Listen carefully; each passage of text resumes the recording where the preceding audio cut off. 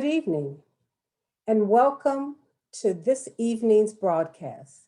Last year, your Office of Alumni Relations created a space to guide and embrace our newest alumni, since our traditions as welcoming them to our alumni community was paused.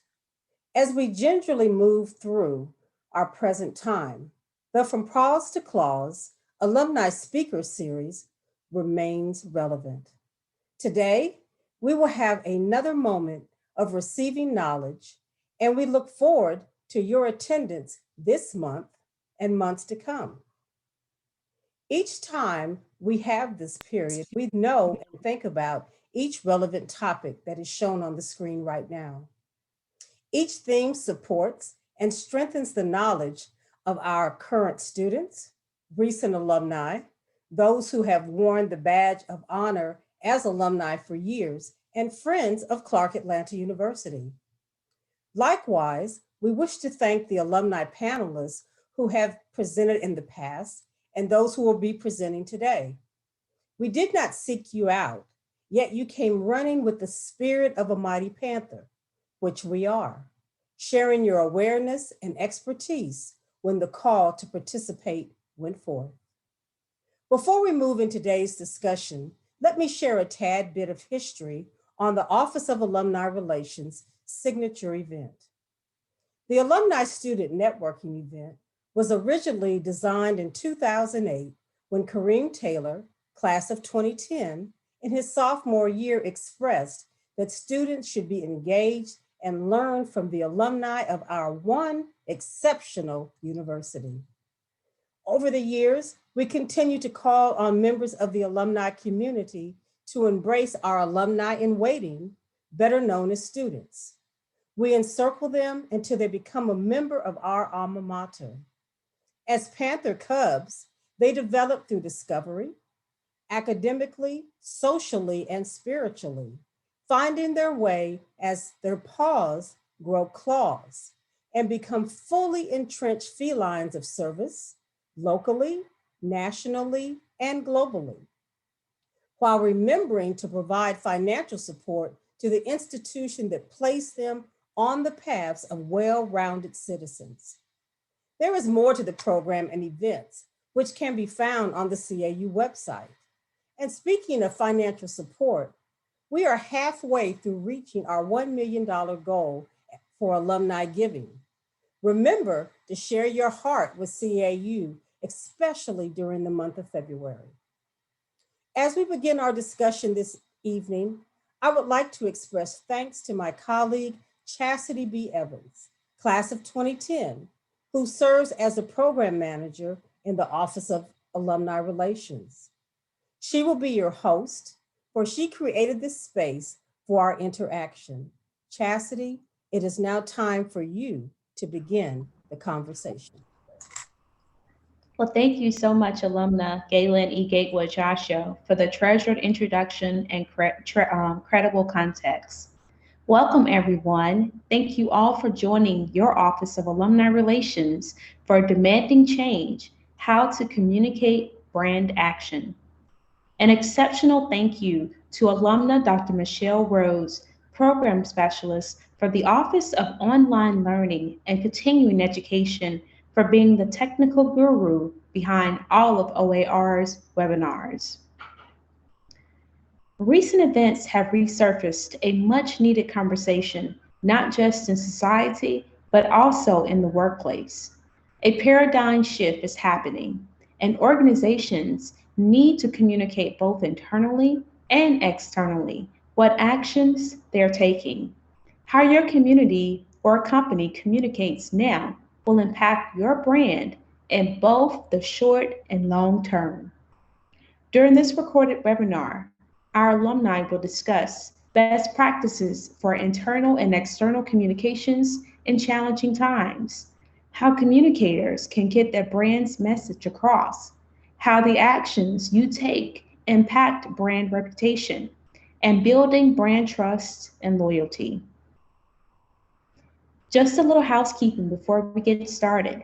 If you have any questions during the presentation, please type them into the Q&A box and your Zoom control panel now.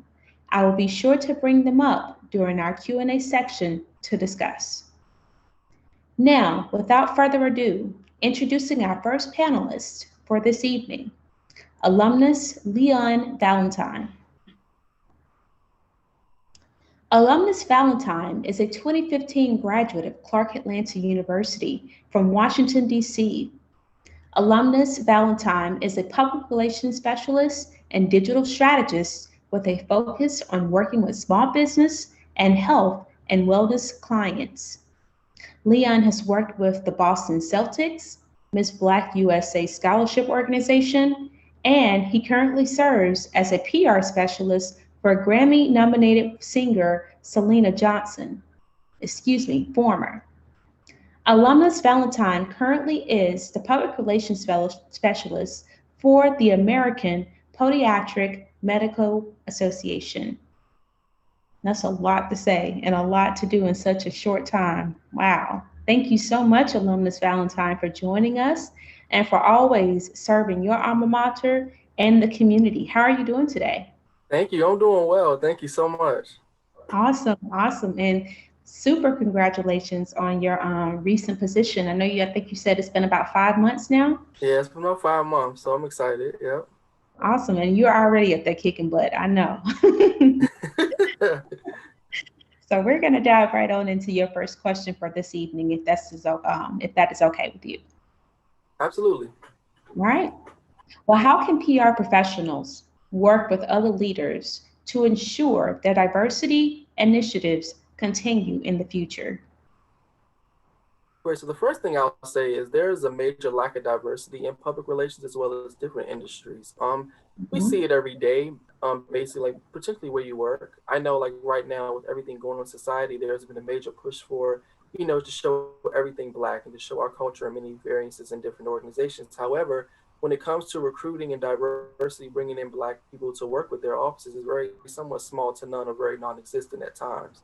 So I do believe that major corporations understand this and they want to work on it. However, they don't know how to effectively kind of pretty much promote it or work on ways to internally and externally kind of solve this issue. So the first thing that I would say is definitely be research. I definitely think it's time for maybe focus groups, both internally and externally, dealing with diverse people within our jobs. It needs to be outside of the African American scope. However, talking to people that they're at the current job and also externally while dealing with diversity and inclusion. So talking about things that are just not the typical, like how do you feel about your job, understanding who these people are before they come into the workplace and actually why they're being there as well, because we all know that diversity is much more than just highlighting Black people during February, which is what we usually see in most of these jobs.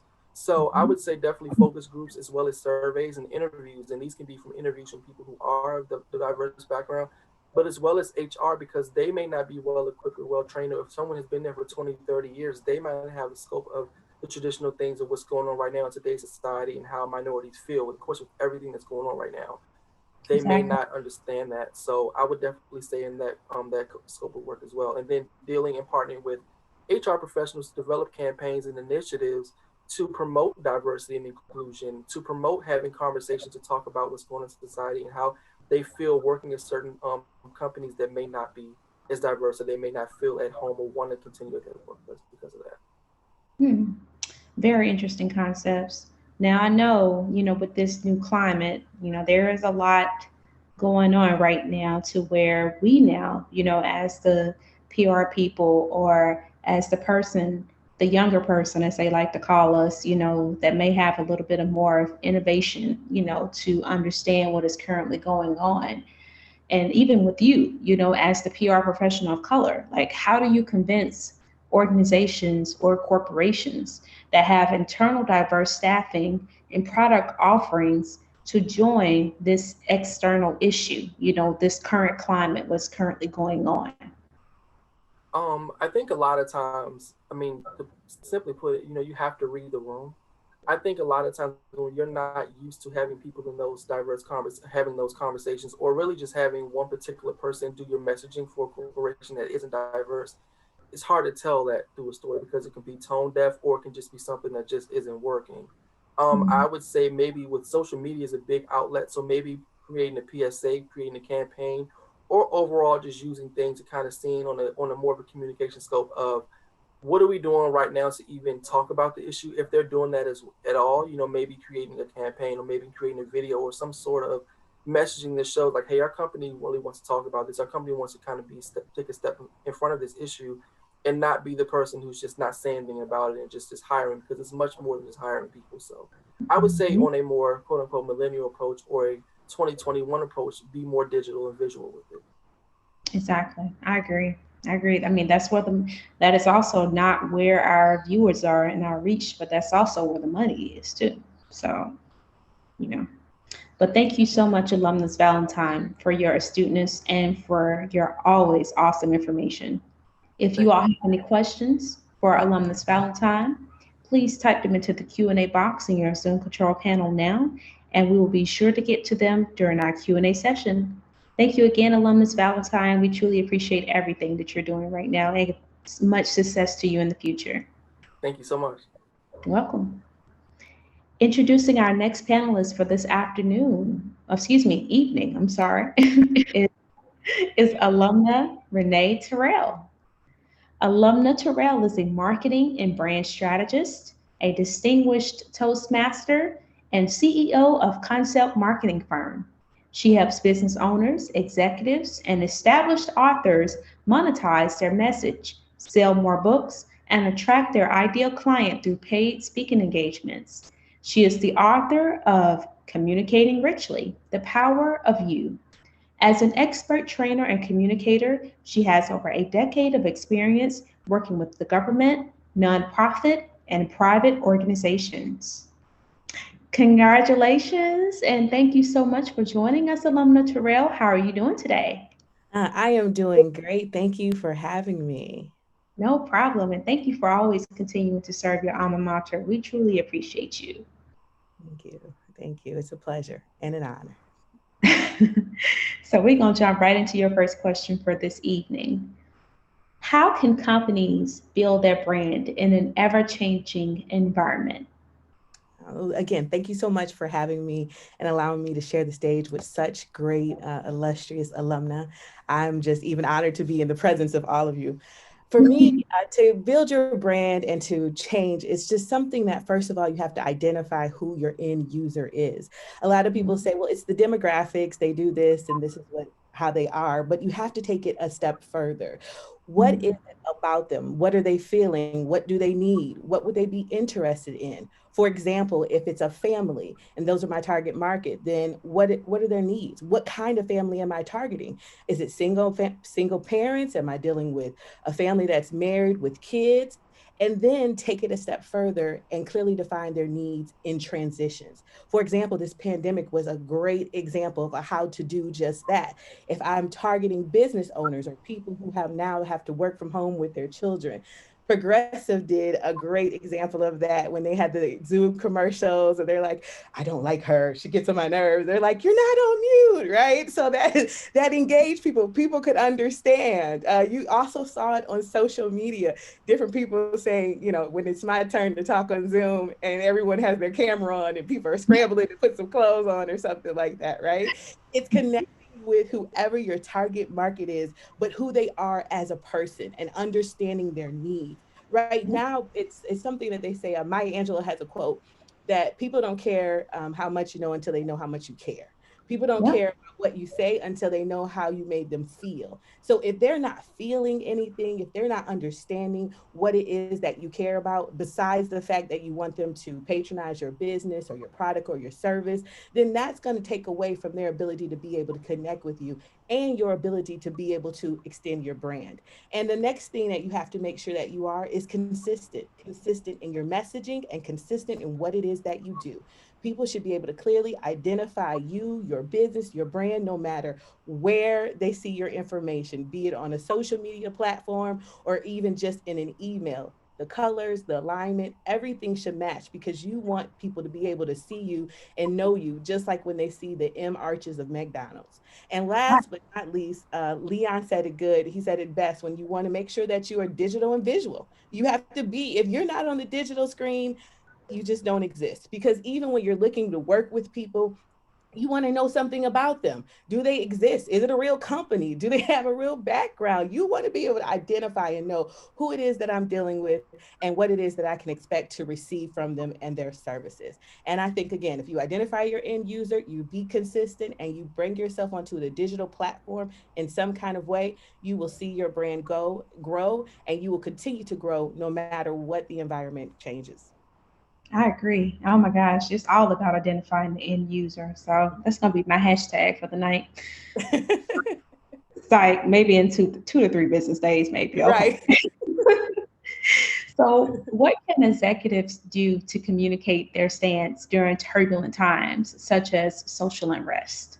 Well, that's a great question. Again, my fellow alumni, Leon, touched on it, but definitely first tapping into the core values of your organization. It's just like the vision, which is bigger than myself. It's bigger than individuals. It is about what are the core values. And then saying if our core values, which are the principles which we guide our organization, are integrity and accountability, that crosses across all types of issues and situations because it's something that everyone can attach to it. And that's also very important because statistics show and support that people want to support organizations that support the causes and their social issues that they feel are important.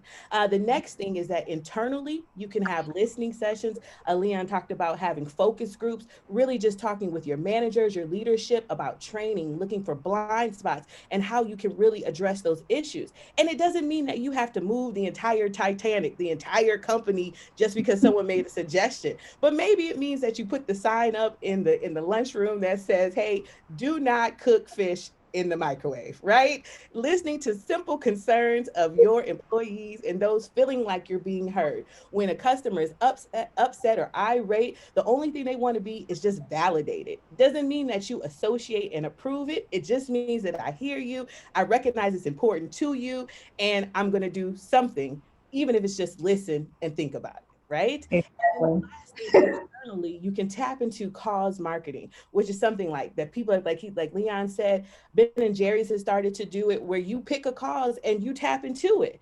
And that goes one way because people like to patronize those who, everything black and all of that. But it also could be on the opposite end if other people feel like they are on the disadvantaged side of your cause. So that's where your other option is shift back to your core values. We believe in accountability. We believe in integrity. And then you share that information with your external customers, with your clients, with those who you can work with. They'll then take that and say, hey, they still tap into the things that I believe is important, and I can still patronize them.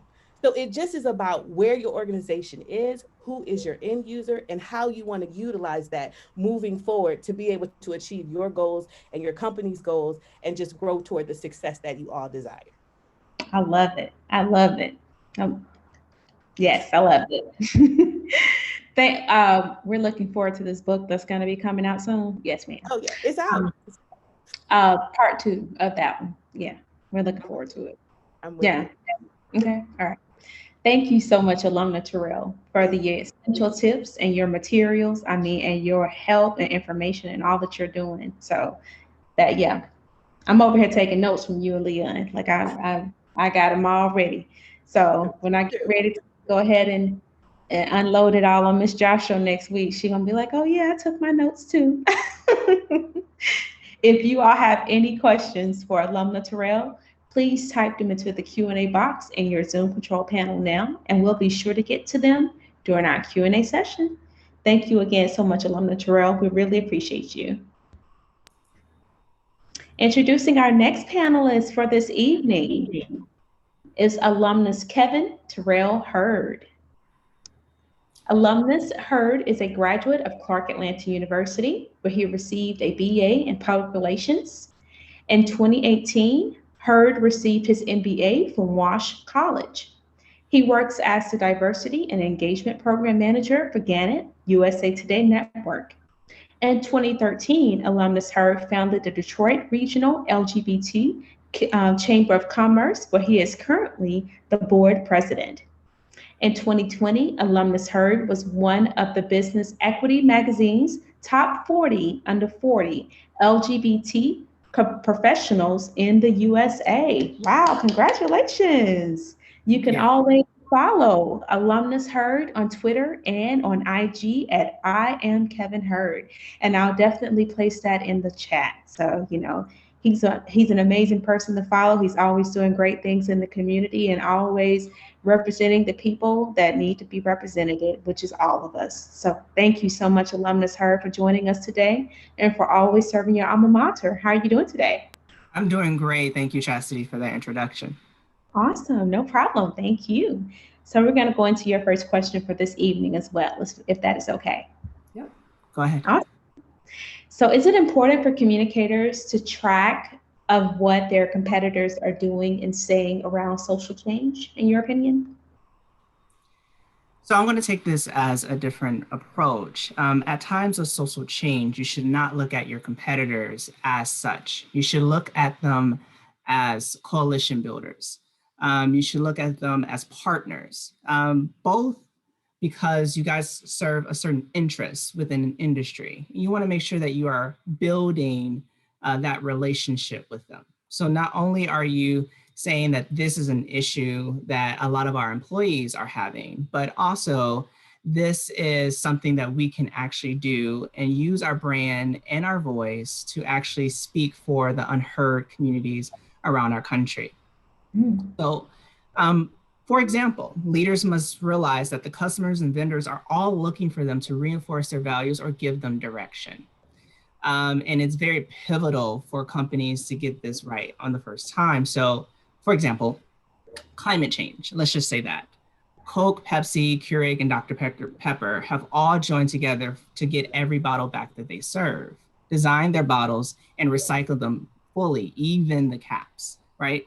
Did you know how to properly recycle a bottle before this? It was based on plastic numbers. They needed to be clean. The caps had to be separated. The labels had to be off. These organizations and competitors or coalition builders joined forces to solve this issue of the industry. One, it was cost effective for all of them to do it. And for two, they saved the environment. They're saving the environment by using less plastic. And so another example will be the tragic death and murder of George Floyd and Breonna Taylor, say her name, and countless others. You were astonished on social media about how many brands worked together to stand against racism at this time. Every logo was blacked out. And because we knew that every person in this nation and every company in this nation knew that racism was wrong. So it's very pivotal for us to understand that these things really take hold of what we need to do as brands. And so if there is a social issue, we do need to look at what our competitors are doing, but we need to bring them in as partners so we can be on the right side of history. Exactly. Oh my gosh, you could not have said it any better. So what can PR pros do to help combat this within themselves, their teams, and their organizations? Well, thank you for that question. And working for a media organization, we are always having these conversations. A little bit background about what I do as a diversity engagement program manager for USA Today Network is that my job is to actually help grow all of our employee resource groups. So I look at all the diverse employees that we have and make sure that their voices are heard up into the C-suite of our organizations. So the first thing that I would say to combat how can PR pros combat that within themselves is research, research, research. The song or the line in the song called Do Your Research is really one of the things that really dings in my head. And something that Dr. Brenda Wright drilled in our head with the race process as well, being that you have to do your research before you can even create any type of plan in order to survive in this kind of PR world. So research is first. And many white allies, I'm going to bring it to race for a second, many white allies may be coming to us asking us how they can be a ally and how can they help. And the one thing that we as Black people continuously can be exhausted by them asking these particular questions over and over again, asking us for something they can do themselves. So the one thing that I would definitely say is that we should definitely say, we may be exhausted, but we should direct them in the right direction on where they can do their research, to resources that we actually understand and that we actually have vetted, and so that this source can actually speak to these issues you're trying to uncover. So the second thing is action for PR pros. One of the things that I would definitely say is get to your leaders and clients immediately and have an open and honest discussion about how they feel about these social issues that are happening around America.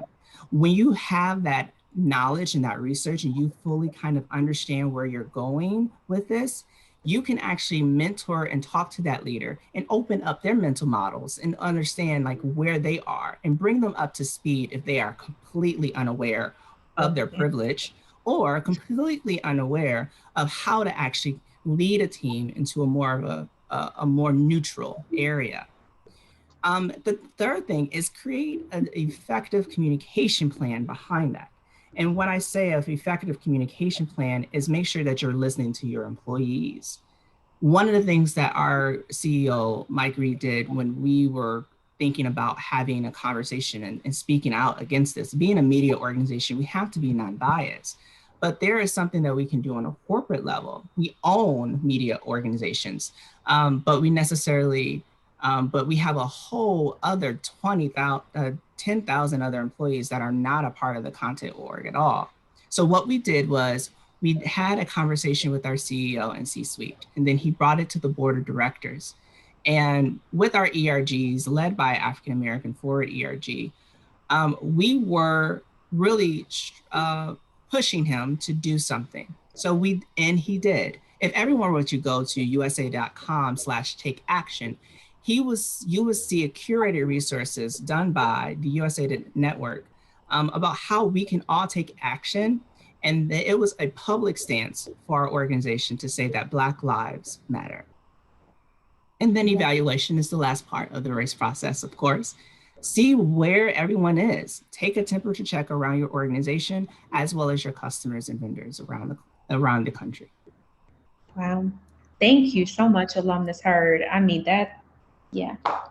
We are over here. We are definitely learning today. And if you don't mind, please drop that link into the chat, the usa.com/takeaction, just so you know, you never know who's on the call today. They may need to see that, in order to move along with their plans, because we are still on this wave. We're still trying to figure out how to ensure that Black lives matter. So thank you so much for that. Welcome. Thank you. No problem. If you all have any questions for Alumnus Heard, please type them into our Q&A box in your Zoom control panel now, and we'll be sure to get to them during our Q&A session. Thank you again, Alumnus Heard, and congratulations on your position as well. We know that it is fairly new, and you are over there rocking it as well. So congratulations. Keep CAU proud. Last but never least, introducing our final panelist for this afternoon is Alumna Dr. Ayanna Cummings. Dr. Cummings is passionate about eradicating the malignant diseases of racism, sexism, heterosexism, ageism, ableism, and other ills which plague our society. She has over 21 years of experience as a diversity consultant, specialist, and trainer. In her current role as Director of Diversity and Inclusion with Compass Group at Microsoft, Alumna Dr. Cummings serves as a change agent for cultural transformation. She has also served as an undergraduate lecturer for 20 years at various institutions in the Northeastern and Southeastern United States, including a current role on the faculty at Georgia Institute of Technology and the School of Psychology. Her scientific research seeks to examine the flight of issues affecting and identification of solutions relevant to African Americans and other diverse and marginalized groups. Her research findings give her unique expertise in diversity, equity, and inclusion training and consulting strategies and cultural change methods. As a volunteer leader, Alumna Dr. Cummings serves as chair of the HR for Change Committee with SHRM Atlanta and as director of diversity, equity, and inclusion with the NBM BAA Seattle chapter. She is a graduate of Hampton University, where she received her Bachelor of Arts degree in psychology in 2000, and Clark Atlanta University, where she earned the MBA degree in marketing in 2007. She also attended City University of New York Graduate Center, Baruch College, where she earned her PhD, MS, and MPHIL degrees in industrial organizational psychology in 2017 and 2014, respectfully. Good evening, Dr. Ayanna Cummings. How are you doing today? And thank you so much for always serving your alma mater, your community, and I feel like this world. Thank you so much, Ms. Evans. I am so honored to be here among the illustrious panel. As Renee has already stated, it is such a pleasure and honor to be here. Leon, Renee, and Kevin, my hat goes off to you as well for all of your work. All of your efforts combined are a pivotal force for change. I'm so honored and proud of you. Thank you. Thank you so much. Really appreciate that. So we're going to go into your first question for this evening as well. What has your respective company done to showcase how they support diversity and inclusion and communication branded action? Well, I want to first clarify what Compass Group at Microsoft is and what we do. Compass Group at Microsoft sounds confusing because Microsoft, as you all already know, is one of the leading technological services providers in the world. Compass Group you may not be as familiar with, but just to fill you in, Compass Group is the leading food services provider in the world. So we have competitors like Sodexo and people like that, but we are the number one in that industry. So Compass Group at Microsoft is a small account at Compass Group that strictly serves the Microsoft account in Redmond, Washington, and it's comprised of about 1,600 associates. So prior to my hire, which occurred in October 7th of 2020, there was no diversity and inclusion director. And so the first step for them after, of course, the senseless and untimely murder of George Floyd, Ahmaud Arbery, and Breonna Taylor, and all of the media attention surrounding that, and of course, Microsoft's commitment that was actionably aligned with monetary contributions, community outreach, improving their own diversity and inclusion efforts, and Microsoft being our client, they took the step of hiring a diversity and inclusion director, who was me. So that was step number one. As a part of my onboarding process, I had to go through about 4 interviews, and I proposed to them, using my briefcase technique, a multi-pronged approach that would tackle diversity, equity, and inclusion issues at the company from a variety of angles, so that no one issue undermines the efforts that are, albeit sincere, somewhat ineffective, so to speak. And so the multi-pronged approach is comprised of now 8 prongs. It started out at about 5 and has evolved since I've gotten there, but it includes targeted and structured recruiting. And by structured, we mean actually doing job analyses that address the gaps in the job description and making more inclusive language for the job descriptions and so forth, and actually structuring that approach with a weighted criterion scorecard for evaluation of potential candidates.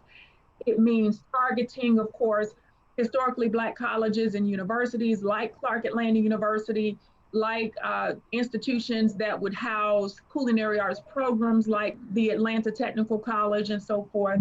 It is prong 2, training, assessment, and development, which is essentially a pre-test, post-test design with multiple baselines, where we're doing surveys over time continuously at quarterly intervals in order to assess where we are, establish a baseline, and then respond by crafting training platforms that teach about unconscious bias and inclusive leadership, but not just in a virtual asynchronous methodology, but with a live trainer where they can actually ask questions, they can actually have conversations with one another in breakout rooms and really contribute to the discussion in a dialogue format. And then, of course, looking at the performance appraisal system as one systemic barrier or potential systemic barrier to the graduated development or graduated selection of diverse candidates that go up the career ladder, because we all know we see a lot of diversity at the lower echelons of an organization, and then as you get higher and higher on that ladder, we tend to somehow disappear, whether it be through attrition or the fact that we're just not getting promoted despite our talent and capabilities to perform at higher levels.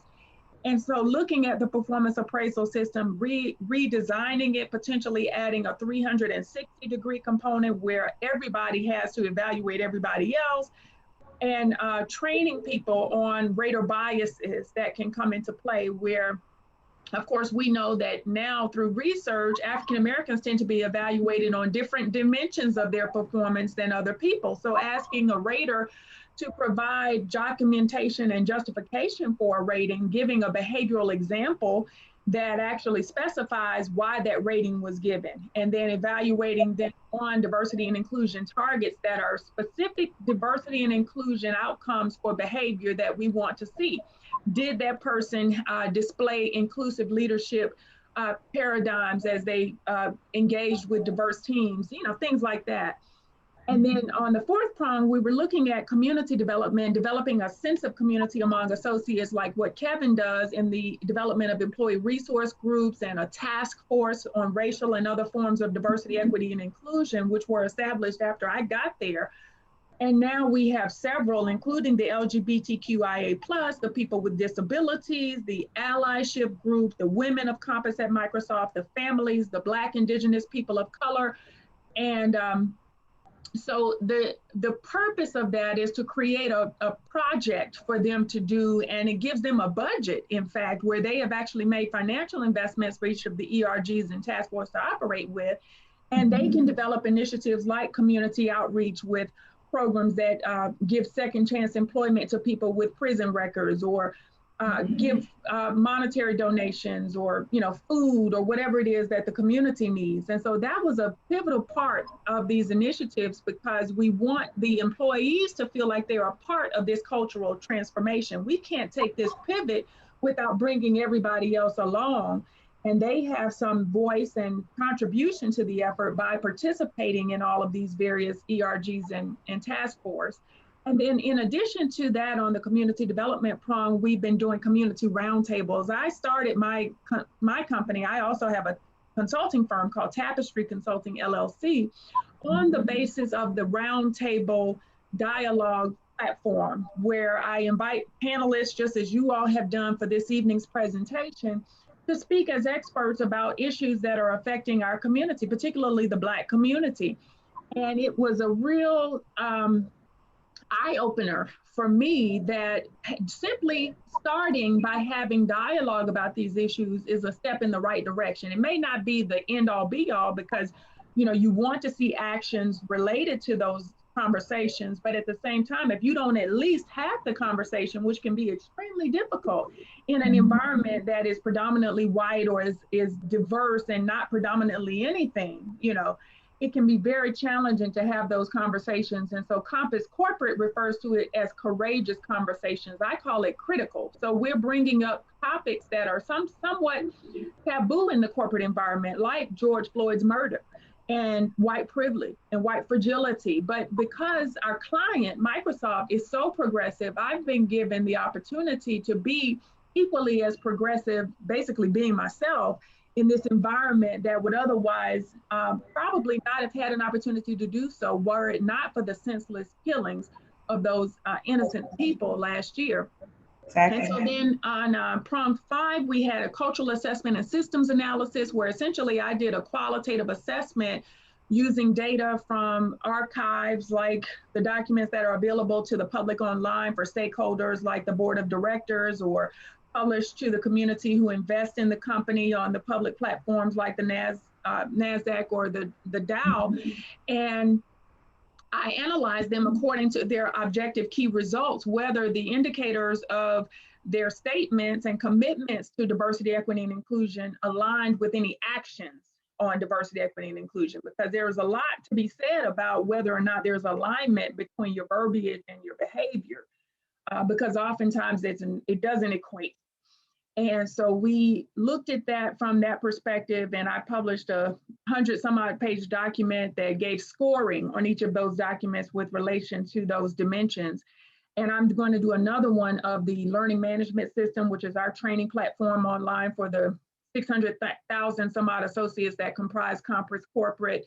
And then I'm going to also look at the intranet that is used to disseminate information. Prong 6 pertains to a real critical aspect of diversity, equity, and inclusion that is sometimes not discussed, which is supplier diversity. So do we engage our diverse suppliers? How many diverse suppliers do we have? How much are we spending on diverse suppliers? Are we developing them to their full potential in terms of getting them certified, mentoring them to become full vendors and suppliers with our company so that they're more than just what we call P-card spend and things like that? And then Prong 7 looks at community outreach more particularly, because we want to reflect to the community this commitment and make visible our commitment to these strategies for cultural change.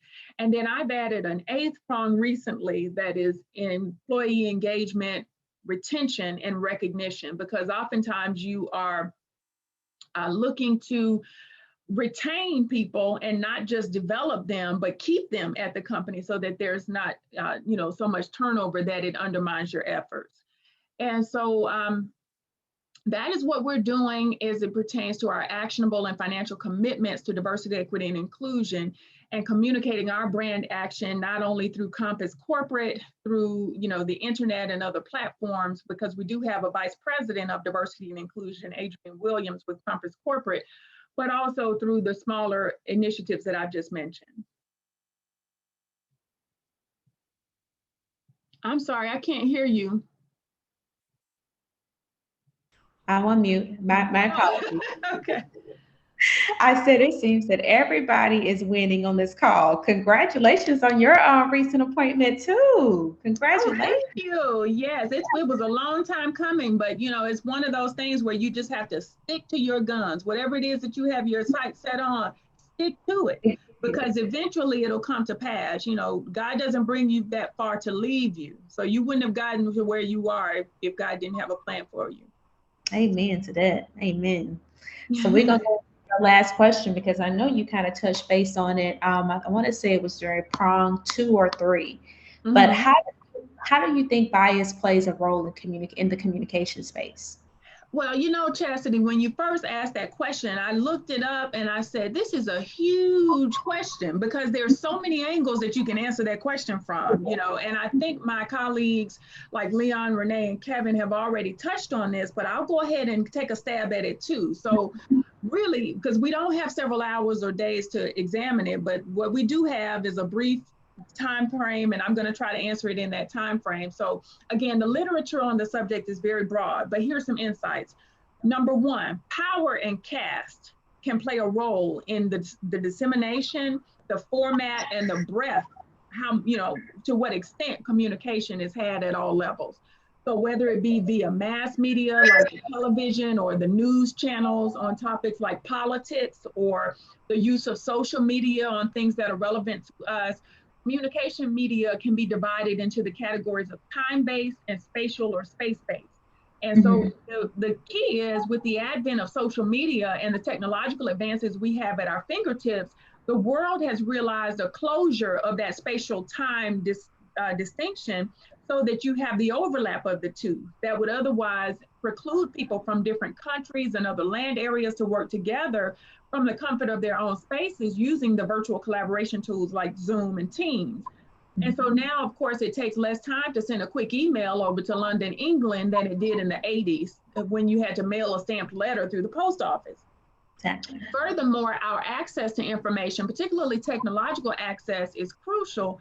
But if you were to examine access from a stratified socioeconomic perspective, like let's say the lower caste in India, you begin to uncover the discordance between the type and the quality of information that people from underserved communities have access to and are able to thus digest and interpret for their own use and benefit. So this in and of itself can present another dimension of bias, not just along racial and ethnic lines, but along socioeconomic lines as well.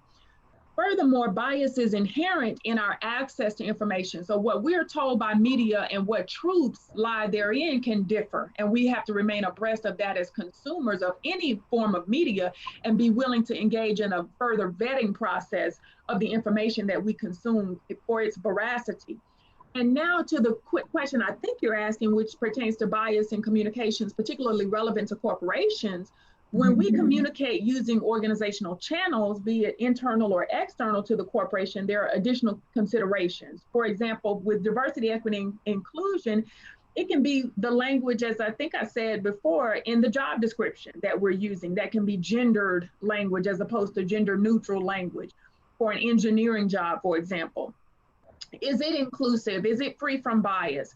Is the format of the communication, for example, on Microsoft Teams, are we using the transcriptionist service or do we have an interpreter to do American Sign Language to provide accessibility to people who have certain forms of disability or various impairments? And then furthermore, the frequency with which the information is disseminated, the channels used to disseminate it, and other important considerations all go into that umbrella.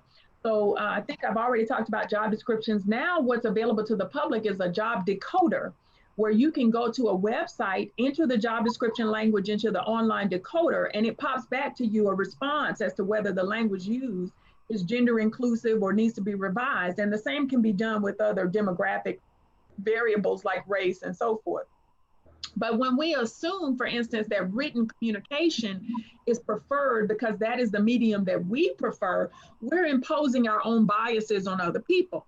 Also, if we assume that communicating well in advance of a kickoff of a new project or initiative is the best way to distribute information about that initiative, but the employees really feel that learning of the project too far in advance will apply undue stress or pressure on them and create unnecessary anxiety, then once again, we have imposed a bias in how and when we communicate. Furthermore, branding in the corporate space is an important topic because after George Floyd and Ahmaud Arbery and Breonna Taylor's murders, many companies emphasize their diversity, inclusion, or what is now called JEDI, Justice, Equity, Diversity, and Inclusion efforts to advance racial justice and racial equity. They had to communicate that to the public, these additional commitments that they were making. And particularly for Black Americans, the fact that most of the communications provided reference to some financial incentives or grants as a part of the broad community outreach efforts, it was relevant. And while companies sought to create a positive image, the manner in which that information was communicated had to be interpreted or perceived by members of the Black community at large. And so it was an important consideration that went into how they said what they said. And furthermore, an even well-intentioned effort can fail because of the perceptions that they create. For instance, what did Aunt Jemima as a brand communicate to Black people when it was first developed? Aunt Jemima communicated the sense to many of us that the stereotypical mammy was not a dead stereotype for Black women, and that this image and portrayal of Black women was still alive. So oftentimes the communication is subtle, and then other times it's very overt, like Aunt Jemima. But in any event, the effect can be the same. It can have a lasting impact on the brand's image and sustainability in the marketplace if it's not carefully thought out prior to its development and placement in that marketplace. So Awesome. Does that answer the question? Oh my gosh. Look, I think I'm more, like you said, that is a lot. And each and every last one of you all, although you've touched based on it, I mean, I've received like a different output, you know, or different perspective from each person because although we're kind of in similar industries, we're not. So it's just good to see that type of output and perspective. So thank you, Awesome. Dr. Oh my God. You're most Very welcome. good. I'm very happy that it answered the question because I was afraid Like, it might not. Like Kevin said, research. So I'm probably sometime tonight, I'm gonna go and do some more research on it. He's right about that. Yeah. Absolutely. Well, thank you so much, Alumna Dr. Cummings, for breaking it down and for bringing your awareness. If you all have any questions, no problem, no problem at all. And thank you so much for being here. We truly appreciate you for taking time out of your busy schedule. If you all have any questions for Alumna Dr. Cummings, please type them into your Q&A box in your Zoom control panel now, and we'll be sure to get to them during our Q&A session, which it looks like it's about now. So thank you again to our awesome alumni panelists for their insightful gems that have been released today to go forth with you all on this call. We will go ahead and take some time for questions now. Just a reminder, please be sure to type your questions into the question box in your Zoom control panel. Now is the time to engage with your alumni and to network. So it looks like we have a few questions. So this question is pretty much for anyone. It's from alumna Sandra Brooks. She said, recent branding and marketing ads that focus on the family are highly utilizing interracial couples. Are there any concerns from the panelists that the message of diversity is being diluted with these images? Or is it no longer important to represent diversity by individual ethnic groups? Anyone could take a stab at it. Okay, I'll take a stab at it. I have mixed feelings about those messages because I've had the same notice when I watch commercials nowadays. The most that I see is the pairing of a Black man with a white woman. Sometimes you do see a Black woman with a white man, but the majority of the interracial couples have a white woman and a Black man. And so on the one hand, I think of Emmett Till and so many other young Black men who were murdered because they expressed any communication or interest or had anything to say to a white woman. And that stems from slavery all the way on up through Jim Crow and into present day. And so I think of it from that perspective in the sense that, you know, why not show a strong Black family together and thriving in love, so to speak, because of all that we have struggled and had to go through as a unit when it comes to the Black family.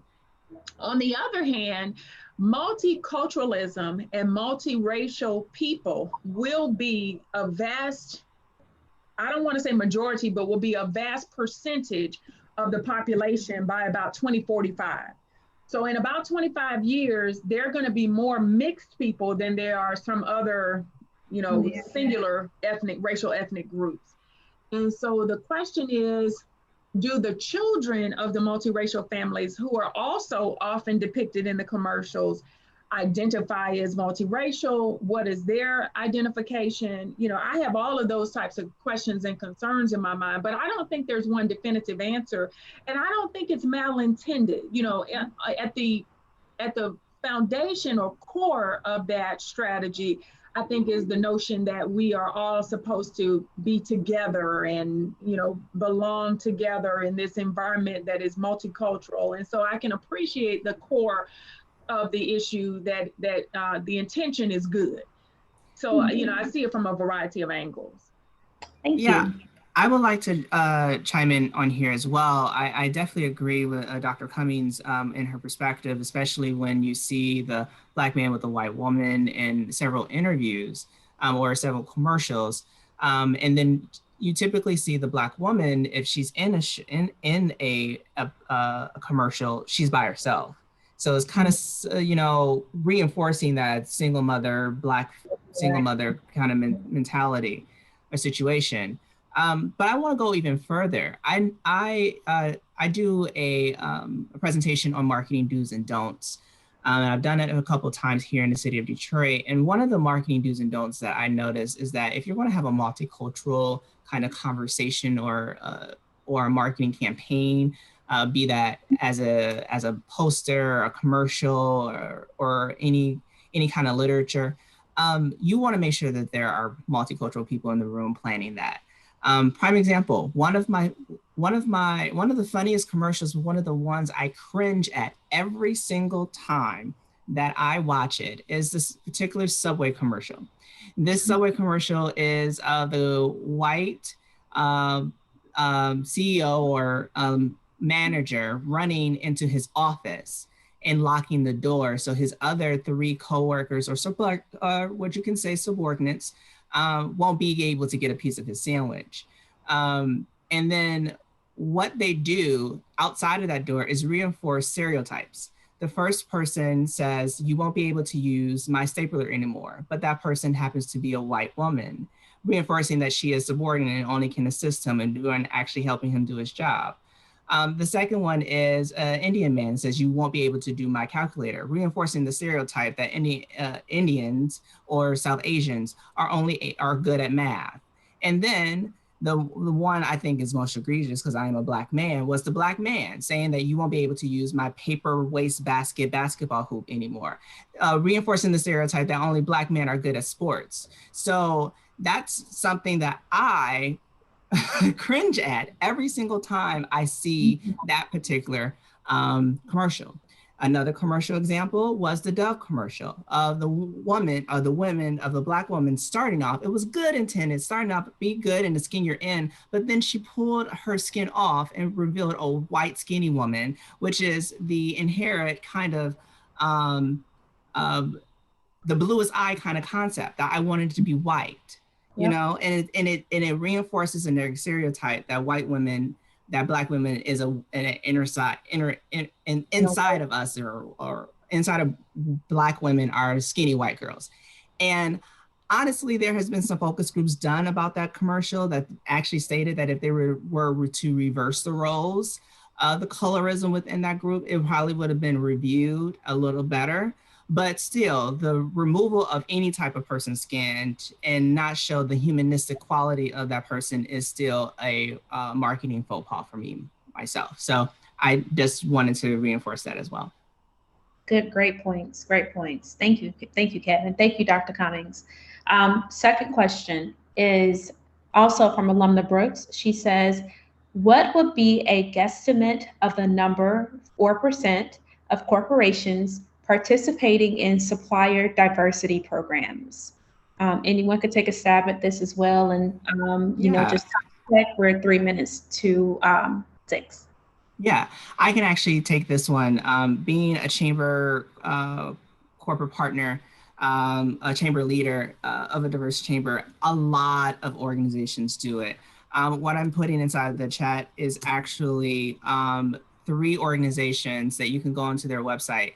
And they are organizations that either certify minority-owned businesses or call to action corporations to develop a supplier diversity program. So specifically for the $1 billion roundtable, they're the call to action.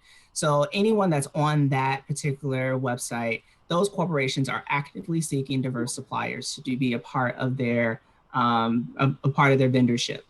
And what the $1 billion roundtable call is to ensure that some really Fortune 500 or Fortune 200 companies are really literally spending $1 billion minimum on supplier diversity.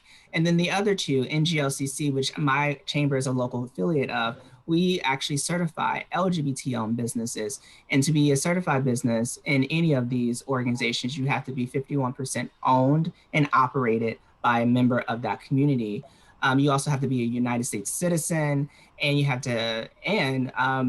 really have to be a legal business as well. So you have to have your documentation on point. And I do several site visits for the LGBT community here in Michigan, and then it is a national certification. And the National Minority Supplier Development Council, they certify minority-owned businesses. Now, many companies and many states and municipalities, they may have operations and laws that forbid them to show preference towards bidding on contracts for minority suppliers. But some organizations in some states are really progressive in that. Specifically, California is progressive on LGBT suppliership when it comes to the public utilities. They must include LGBT suppliers and other minority suppliers within providing contracts for businesses, small businesses. So I'm in this space every single day. We're actually having something called the Colors Conference happening on March 13th and 14th of this year, which will talk more about diversity and inclusion, supplier diversity, and HR policy from the LGBT lens, but also intersectionality lens as well. And so if you guys are interested in that, you can go to DetroitLGBTChamber.com and find out more about the conference. The conference website will be launching in the beginning of March. Awesome. Thank you, Kevin. Any closing words, Alumnus Valentine or Alumna Terrell?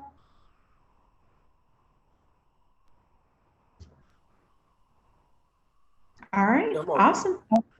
Okay, awesome. Well, thank you all for the questions. Please stay in contact with our alumni attendees, and also look out for any upcoming events and CAU Share Your Heart in partnership with HBCU Cares.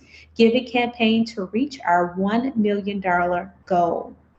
Our social media is up for the month of February, so please visit all of our social platforms or visit our website, www.cau.edu/alumni, or check your emails to definitely share a piece of your heart. Great. Thank you, everyone. We appreciate you for being here today. Special thanks to my colleagues, Senior Director of Alumni Relations, Alumna Mrs. Galen E. Gatewood Joshua, and to Alumna Dr. Michelle Rhodes for their stellar service, and to our panelists for a remarkable job today. Thank you again for joining us, and we look forward to your support and joining us again on February 25th. Have a great weekend.